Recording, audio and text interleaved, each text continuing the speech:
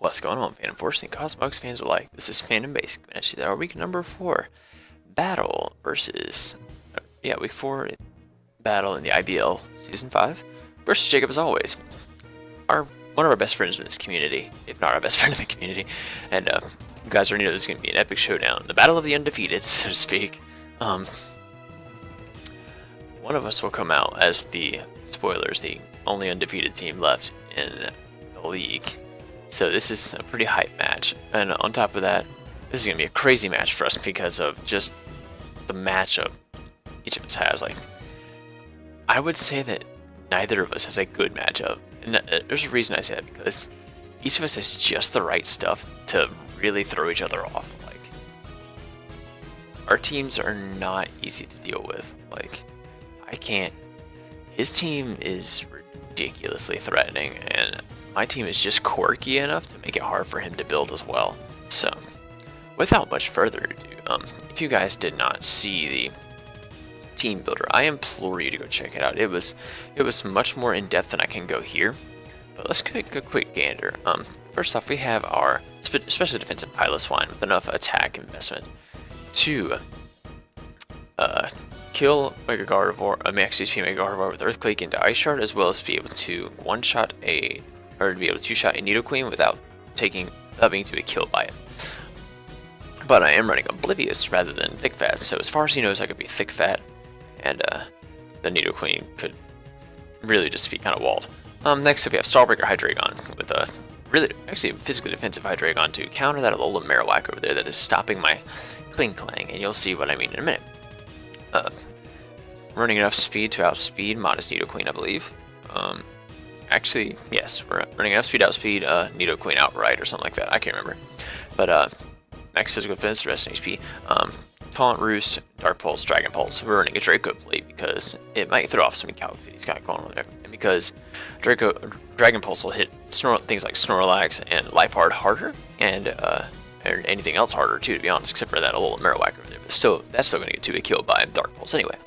Next up, we have also automized 3 attacks Life Orb Necrozma with enough speed to creep Modest Nidoqueen. And also, we have enough attack to one-shot Mega Gardevoir, a max HP Mega Gardevoir after Rocks with Iron Head, and be able to two-shot any Celesteela with Heat Wave. And we have Photon Geyser for general coverage, because after Rocks it one-shots Alola Marowak, it one-shots Tornadus Incarnate, and Heat Waves is 2-hit kill on Liepard. Next up, we have, I'm going to skip over Kling Klang for last. We have a physically defensive. We actually have a very specially defensive, or mixed defensive Toxapex, I should say, with a Pyapa Berry with Gunk Shot to catch that Mega Gardevoir off guard, because after Rocks a +1, Psychic cannot kill us from a Modest Gardevoir. And we do minimum 75%, putting it in range of our Ice Shard from Piloswine. By the way, Piloswine is our rocker this week, as you guys can tell, and it's also got Roar, Earthquake, Ice Shard. We're also running Scald, Recover, and Haze to prevent a Cursed Snorlax from becoming a problem. Next up, we have our Mega Aerodactyl, a very bulky Mega Aerodactyl, meant to kind of check most things on this team, but we are still an Adamant set with Stone Edge, Aqua Tail, Aerial Ace, and Roost. Our last one is our win condition, one of our win conditions this week, Kling Klang, a Shift Gear set with Electrium Z to make sure we can bop that Celesteela with Wild Charge, Gear Grind, Facade, and obviously Shift Gear. With enough Spit F to take a Flamethrower from a non-invested Celesteela after Rocks. So yeah, going into this matchup, we looked at Jacob's team, and the one thing I didn't want to see, and is Liepard, because an Encore Thunderwave set could really just cripple my team overall. I really didn't like that. I didn't want to see that set, because that would just be the most difficult thing for me to deal with. Alola Whack is not a problem. I have Hydreigon that counters it. I have Mega Aerodactyl that can switch into it as well. We've got Snorlax. Snorlax there is kind of a toss-up. It could be an annoying Rest Talk Phaser set. It could be an annoying Curse Lax. It could be a Belly Drum Lax. But we do have our checks for that as well. Selly, I knew had to be physically defensive in order to take on Mega Aerodactyl, as well as Kartana, which I did not bring this week. He has Tornadus, which I know is his Defogger. It's his only hazard removal, period. And we've got Mega Gardevoir there, which I kind of expected to be a bulky Wish set. So look, his team is kind of the lookings of a semi-stall team, whereas mine is more of a bulky offense team, as you'll see here in a little bit. So right away, I decided my universal lead was Piloswine because he could not taunt me with anything. He could not prevent hazards from getting up. The only thing he could do is get rid of them. So that's the best thing that could happen, is that I lead with Piloswine and hopefully he can leave with something that isn't a Alola Marowak, which would be great. So luckily we lead off with our mini raider, the Piloswine, and right here I see that he leads with his Gardevoir, and I know he's got to have Trace so that he finds out instantly that I'm Oblivious instead of Thick Fat, which means that I can't be taunted. So we're gonna get up our rocks. Just because there's really no other play for us to make, I wanted to get those up as soon as possible, and because it really helped us to keep pressure on his team, because rocks really hurt his team overall. And that Hyper Voice damage proves that he is not actually a modest set. Either that or it was very low roll. But yeah, so judging by the lookings of that, it actually was a non-invested Gardevoir, which is funny because that was very minimally invested. So here I'm thinking, okay, here he's probably going for another Hyper Voice or a Wish. I'm going to click Roar to make sure that he cannot, just to kind of shuffle his team around a little bit, see what we can get in. So right here, he clicks Hyper Voice again. I'm like, okay, with this I can actually pretty comfortably come in later and revenge, but no, he gets a crit. So turn 2 crit, but we do get returned in kind with a switch into probably the one mon I needed to get Rock's Chip on, which was his Alola Marowak. That's the one thing stopping my Clink Clang from setting up and sweeping. Now here, I make the obvious play of going for Earthquake, because my thought process here is I do not want this thing to get any damage on my Piloswine, or not any damage on my Piloswine. I didn't want this thing to get a free attack or free anything. Like, if he was going to stay in, he was going to be either kill me off or he was going to be punished for trying to set up rocks or whatever. The other thing is that this thing is, if I can get more damage on this, then I don't have to worry about not killing it with Clink Clang later. Also, let me kind of preface this a little bit as well by saying that Jacob and I were in call during this battle, and we tried to record this live, and sadly neither of us really had that such fortunate happenstance to make that happen. So we're both having to post-com this battle, sadly, but it was a lot of fun being in call during this battle. We were playing mind games with each other the whole time, but no, either way, he does switch out and go into his Celesteela, which was a perfectly fair play because he had no reason not to. Earthquake, Icicle Crash wasn't hurting him very much, and Earthquake doesn't touch him at all, and I needed to make sure that I got more damage off. So here I know for a fact that he's going to click Leech Seed. There's nothing I can do to stop it, but I want to preserve my Piloswine as death fodder, because in case he goes into Gardevoir on my Hydreigon at some point, I need a way to pivot into it safely into something like Necrozma. Necrozma doesn't take a Hyper Voice well, so I need to make sure that I can get into Gardevoir for free. Now, here I decided I'm going to go straight to my Hydreigon, because this is our dedicated switch in. He does max like 46% with the Heavy Slam, so we can easily roost the damage off. And he goes for Protect, and he told me later the reason he did that is because he was actually scouting for an Endeavor, which I found interesting. I kind of didn't think about that in prep, but you know, that could come in clutch later in later weeks. But for this match, I didn't find it quite useful because of the fact that he has Alola Marowak as well as a Wishing Gardevoir that really doesn't care too much. And my priority, and on top of that, my priority wouldn't pick off a Celesteela even after that Endeavor. So, like, Celly is so fat that it wouldn't have been conducive for me to try for that. So instead, I need to get into something I could stall break this thing. So, as you see, this is kind of the lookings of a really bulky team here. As he does go for Protect, and I click Taunt here just to kind of, in hopes he would go for Leech Seed so he can't Protect on me. Now here, I know for a fact he's going to go hard out into Gardevoir to prevent me from taunting his Celly. So I'm going to click Dark Pulse here to kind of catch him on the switch and get a little chip to see more of his set.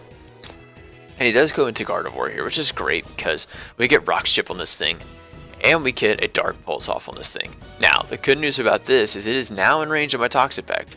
The bad news is this thing is nearly fully specially defensive based off of this roll. It did like 20-something%. That was pitiful damage. Granted, I'm not an invested Hydreigon, so that kind of tells me that he is a nearly max Spadef set with a good chunk of HP, telling me that he will take the Gunk Shot from Toxic Pacts even less well, which is great. So Here, I contemplated going into Toxic Pex to try to catch the Hyper Voice, but I didn't want to risk him predicting that and going for Psychic to pop my berry and then kill me. So I figured my best middle ground play was to go into Piloswine to sack it off to get a free switch into something like Necrozma. So I go into Piloswine here because it's done its job. It got rocks up and it actually roared in the biggest threat to my team, which was Alola Marowak. He goes for the Wish here, and I click Roar here in case he wants to go for Protect, but he does go for Hyper Voice, which is fine. It's a fair play. It's a good play because there was no reason for him not to click that. So I could have clicked Ice Shard for extra damage, but at the end it would have just been wished off, so it didn't matter. Here I go into Necrozma to threaten out this Gardevoir because he knows it gets steel coverage, especially with Iron Head. Now here, I know he's got to go into his I know he's going to switch, but I kind of want to scout to know what he goes into. And if he decides to go into Tornadus for whatever reason, I did want to go and click Autotomize here, just kind of scout and see. In hindsight, my prep here, I wish I'd had brought Rock Polish over Autotomize. And the only reason I say that is because Heavy Slam would be doing double damage after I clicked Autotomize. Whereas Heavy Slam actually didn't take out my Necrozma, and I could 2-hit kill Steadily with a Heat Wave.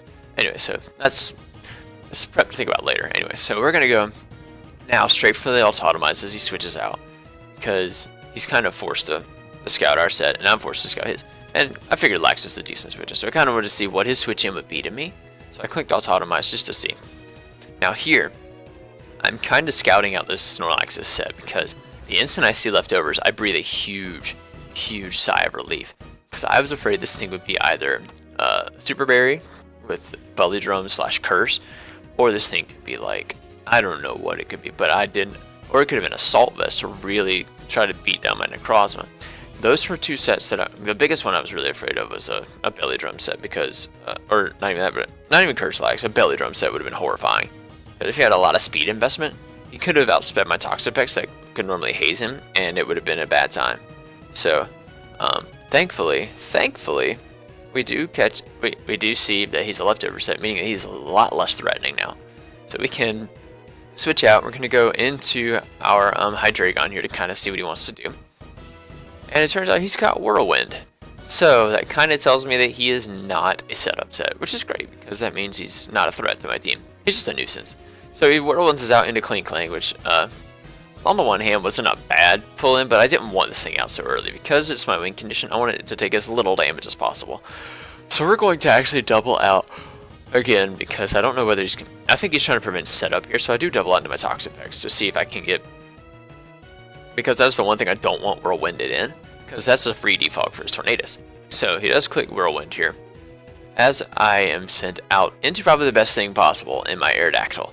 So we get a nice little, we get the Aerodactyl and show off the Unnerve, which doesn't make any sense now, but if you watch my team prep, it would make more sense. Anyway, so he goes into his Selly. He's got to take Rock's Chip. On top of that, he's going to take this incoming Stone Edge, because that was my best play. It hit everything around for neutral or super effective damage, which is crazy, because Aerodactyl is such a threat to his team. And I'm really glad I picked it up in free agency.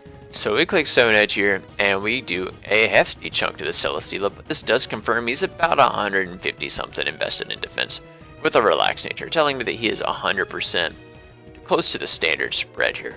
Meaning he's going to be 2-hit KO by my my Necrozma, and he's going to be, and after I get to +1 with Cling Clang, we do one-shot him after rocks with the Gigaball Havoc. So it's good to know his spread. So we do switch out here. We've got to go straight into our Hydreigon, kind of catch the Heavy Slam, as he does go for a Leech Seed, which is kind of frustrating, but you know what? I kind of expected this, as a semi-stall team is not the most, while it's not the most fun thing to face, it's not the most annoying either. I'm actually gonna, well, I would turn down my music, but it doesn't make a difference. So anyway, he gets some Leech recovery, which, you know, makes sense. Now here, I'm expecting him to double Leech or Protect, so I go into my Toxapex here, try to catch him on his switch into Gardevoir as well, because this covered a lot of plays here. This covered him going to Guard, discovered him going for Leech, and discovered him going for Protect. So this way we can easily keep this thing at bay. Now, here I fully expect, here's something I predicted. I expected him to realize his Toxic Effects is a free defog for his Tornadus.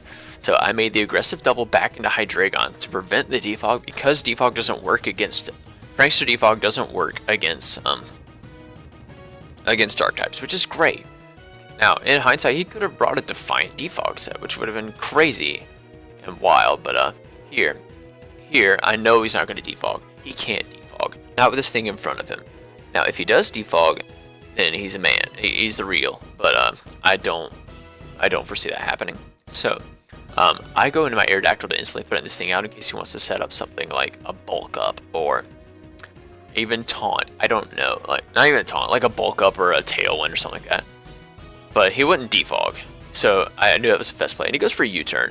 This kind of screams to me that he's actually Scarfed, because I know that Scarf Tornadus isn't exactly the best set, but it's really good to stop a potential. It really does well to help beat down Scarf Hydreigon if he's got like Super Power or Focus Blast or something like that. That also helps to really just kind of chip down my team with good priority defogs. Not chip it down, but like to help prevent chip on his team, and then as well get him some good initiative with Scarf U-turn. So he's not having to worry about being outsped going for a Scarf move, or he can just go for a U-turn and get some damage off and go out into something else. So he goes into Selly, which is his obvious switch. Now, and U-turn was his obvious play because it really covered me going into or doing anything. So he could go and he could act accordingly, doing whatever he wanted as a switch in. Now here, I know I have to sacrifice my, or not sacrifice, I have to switch my Aerodactyl out. Now here, normally I've shown my Hydreigon to be a pretty decent switch in here, so I kind of expected him to go for the Heavy Slam, meaning I was going to go into my Toxic Effects to really chew this hit. But he does, of course, make the good middle ground play, and he goes for the Leech Seed, which makes sense because Leech is just kind of annoying for my team. I couldn't afford to bring Kartana this match, otherwise, this thing would have just walled it. So, yeah. Also, I had really bad 4 Movesaw Syndrome trying to build with that thing. So, anywho. Yeah. So, Toxic Effects comes in, and we decide that we're going to click Recover here on the prediction that he may either click Earthquake or go into his Gardevoir, because I need to be at as much health as possible to take a Psychic from this thing. So we get it back up to full, which doesn't make any difference because we're going to be back at the same amount of HP after this Leech Seed. But here's where the crazy funness begins. This is where I predict him to either wish or attack me outright with Psychic. So there is no reason, in most universes, there's no reason for my Toxic Effects to stay in on this point. He could taunt me, he could click Psychic, he could wish, but and I could essentially be forced out 9 times out of 10, but because I'm a Pyapa Berry set, and I've essentially determined he's not a Calm mindset, I'm pretty free to just click Gunk Shot here. There's no reason not to. He's not switching back into Selly, and he does click Wish on my predicted switch out, so I do catch him there as we do go for the Gunk Shot, and we actually, first we connected, which is phenomenal. Second off, we do so much damage. Funny enough, I went back and looked at his team later. He sent me his team. And the calc on that was I had a very strong chance to kill this thing. And we missed the KO, which really sucks, because we could have preserved a lot of health on this Toxic Effects. And actually, but anyway, it's no big deal, because now we're gonna go out into our I think we're gonna do our Necrozma and predicted Protect here, because Protect was his best play at this point, because he had to make sure that he didn't die to another Gunk Shot. So he does click Protect, which makes perfect sense. Now, he gets his Wish back, which is okay. Now here, I know he's got to go out into Snorlax. There's no reason for him to go into anything else. Snorlax beats this thing most of the time. So he does switch, and he goes straight out into a Snorlax. So I predicted this and clicked Photon Geyser to get some chip and see what he was going to do. So Photon Geyser was a good middle ground play. If he went to Liepard, I wasn't too worried. So he clicked, and we do a good chunk. We do about 35%, which is crazy because that means that this thing is actually not a whole lot of Spadef investment. It's mostly defensive. So we're gonna click Photon Geyser. No, we switch out here. We go into our Aerodactyl because this is our best switch into a return. And he does go for a rest here. So I'm sitting here thinking, okay, this is a rest talk annoying set. Got it. Alright, so we're gonna have to deal with this for a little while. And you'll see this does kind of turn into a stall fest. Except for the fact that I click Stone Edge here, and surprisingly, I don't miss any Stone Edges this battle. We get a crit, which is great because this really helps us from wearing this thing down, because this thing is really freaking annoying. Now, in return for that crit, he does get 2 Sleep Talk returns, which kind of puts me in a position that I have to roost here, because if he crits me with a return after this second return, he does end up getting on the roll. Now, I do click Edge here first to do more damage, and he is now in range of an Aerial Ace. So I could just as easily have clicked that, but he does sleep talk here a second time, rest or return.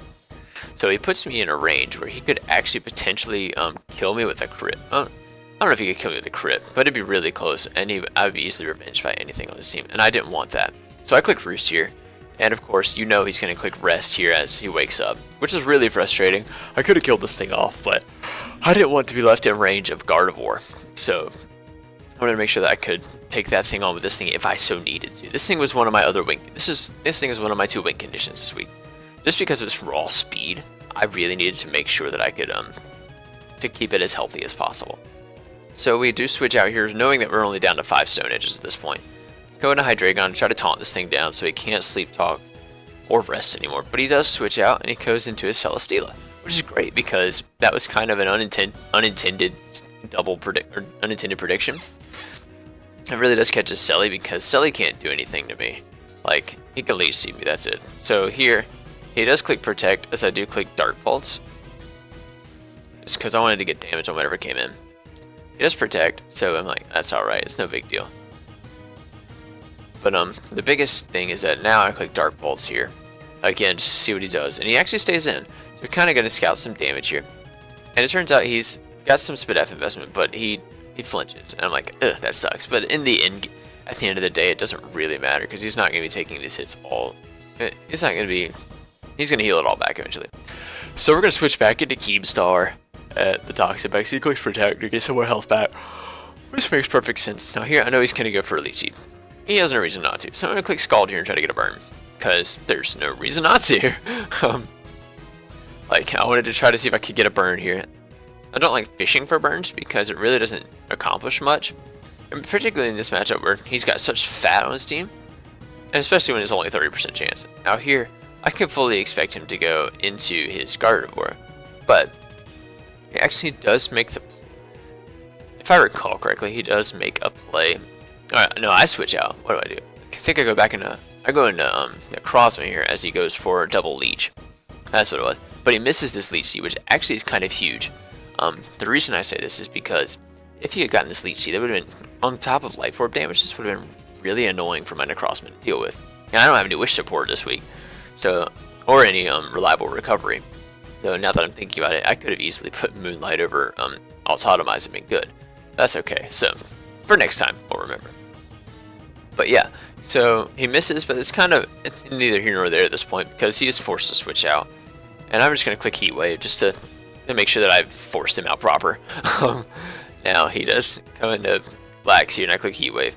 Now here I kind of make a goofy play, but at the same time it really didn't cost me much, and that he only had a 33% chance to Sleep Talk return. So I click Photon Geyser to get some more chip on this thing, because I really did not want to be dealing with this thing much longer. So we click Photon Geyser. We do a solid chunk to this thing. Not even a crit, but it's just like, that was like a max roll. It was ridiculous. So he does Sleep Talk over here, and I think he Sleep Talks Rest. Yeah, he Sleep Talks Rest here, which is good for me, so I can actually switch now hard back out into my Hydreigon to make sure that I can beat this thing down. Because I think here is when he wakes up too. Because I think he predicted my switch, which makes sense. Like, no, he wakes up here and I think he Sleep Talks Return. Yeah, he Sleep Talks Return here. So now here I make a couple series of obvious plays, but at the same time it doesn't really make a difference because of the fact that it's what I needed to do. It was my best way to chip down this stupid Snorlax. Now, here I go for the taunt. It's a very obvious taunt to prevent him from resting again, but I knew he'd predict that and go for a return, which is okay because I knew my Hydreigon could live. And funny enough, I had a big heart attack here, as he actually does nearly max roll me, which is crazy. So here I'm going to click Roost to be out of range of the next return. and then I'm tired of seeing his leftovers recovery, so I decided I'm going to sack Hydreigon here, because at this point in the game, Hydreigon has essentially done its job in pissing off Celesteela. So, and we can't beat, while we may be able to beat this thing 1v1, well, actually we really can't, because we got to taunt him down. So we click Dragon Pulse here to make sure that we are getting him low enough to where Arrow can revenge. That was my biggest thing. So now, he goes, I forced him to go for a turn here, and kill off my Hydreigon. And that turns out that Draco Plate damage is going to come in clutch, because, funny enough, I'm going to now force him to Whirlwind, because I come in hard Klinkling here, making him expect me to shift gear up. So I click Gear Grind just to do some damage, and I had a strong roll in my favor to kill from this range, and it turns out we actually min roll on the second hit and don't kill him. So that really sucks. But he does Whirlwind us out, which is exactly what I wanted. Now, even better news, he Whirlwinds us straight out into Aerodactyl, which is great, because though at this range anything on my team could have actually killed him, and we'd have been fine. So here we're just going to click Aerial Ace and play it safe, get rid of this stupid nuisance.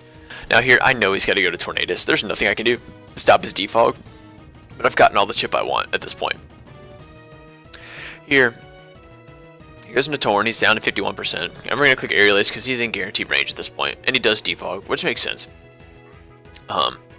So, good for him is that he got that off, but at the end of the day, it doesn't matter anymore because I got all the chip I needed on his team. So, we knock out his Tornadus here, and in comes the Celesteela because it should. There's no reason for it not to, and now that now I'm forced to go back out into my Toxapex here to guaranteed stop this thing from being able to do anything. Like, the best thing you can do is Leech Seed. So here, I'm fully expecting him to switch into his Gardevoir again.